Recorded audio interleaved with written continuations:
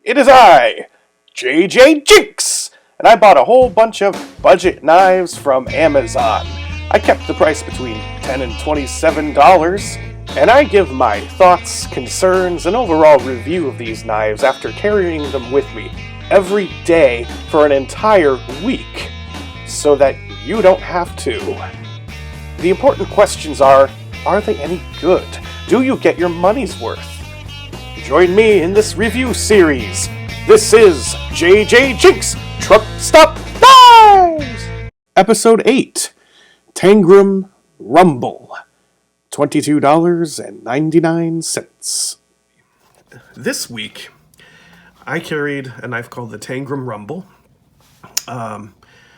It is exquisitely packaged. I'm starting off just showing you how it was packaged because I have never seen anything like this before. Just look at what we have here. This is a big cardboard box that it slides out. Here you have the Tangram logo. Now, a Tangram, the definition is that it's a shape that's made up of other smaller shapes. And so that's what we're looking at there. That is a Tangram. And it's got one of these deals where you got the string going around these cardboard washer things. And you pull it and it reveals another sort of Tangram. There's a knife or perhaps a sword there cut into the cardboard. Wow, my mind is already blown. I have knives that I paid over $100 for that came in a friggin' cardboard box. This is already a masterpiece, in my opinion. And then down on the bottom part, you have more, I guess, like a Tangram, a golden Tangram mountain or something. Now let's look inside, and here's the knife itself in all of its glory. In its little cutout. And then down here at the bottom, you've got one of those cleaning cloths with the logo on it. And underneath that, you get this little piece of paper, also with the logo. And let's open this up. I actually didn't know this was under there. I didn't take this out before, so this is a surprise to me. What am I looking at? Oh, interesting. It says, thank you for choosing Tangram. Tangram product is made by Kaiser. I did not know that. The product is guaranteed against defects in materials or workmanship, blah, blah, blah. Unauthorized disassembly will void the warranty. And then you got all these cool shapes down there. I'm assuming those are all using the same pieces. Yeah, so that's like different shapes using the same pieces. You got like a sword and a lance. Anyway. Wow, that's cool. I did not know Kaiser made this. Okay. So this is the Rumble. The handle is 4.7 inches long. That's 12 centimeters. The overall length is 8.5 inches long. That's 22 centimeters. And the blade is 3.8 inches. That's 10 centimeters. Now, I would describe the blade shape. Well, you can see that it's kind of unusual. It almost is kind of a Tangram itself. I would call it a Grismo Norseman / chisel variant. It rides on ball bearings. The handle is G10. That's laminate fiberglass. And this knife only comes in this 1970s brown color. The knife weighs in at 4.8 ounces, 136 grams. So it's not light, but considering how big this thing is, that kind of is light.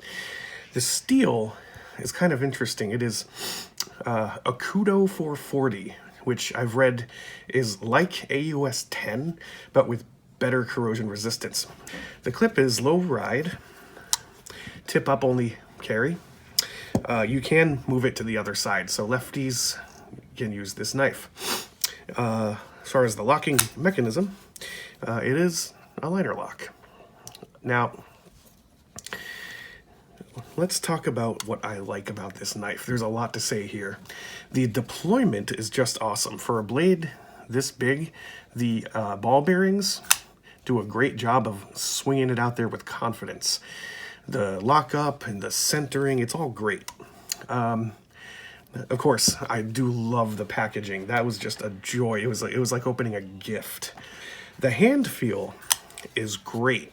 This fits my hand so well. This is so comfortable to use. I'm always very confident when I use it. And a part of that is because it has really good jimping. What I like about the jimping is it's got it in all the right places, down here and up here. But look how they did it up here. Notice that the jimping goes through the scales and it matches up with the liners very well. That's precise engineering right there. That's how you do it. And then the other thing I like is there are a lot of really cool things about the fit and finish of this knife.